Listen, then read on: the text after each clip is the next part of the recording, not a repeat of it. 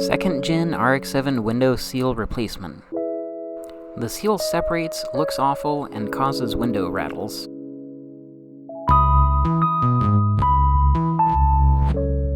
Replacement steps. Open the door. Roll down the window. Close the door. Grab the seal and use an interior trim tool or such to help pry up the old seal.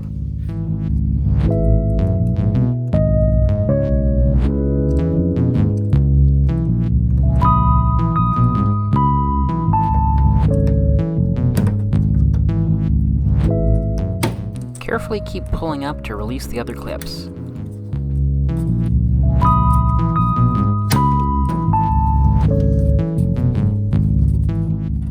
Slide the seal out from the mirror.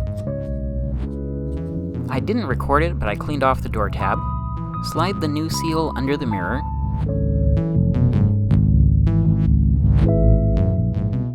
Line up the white clips with the holes and press down. That's all there is to it. Thanks for watching.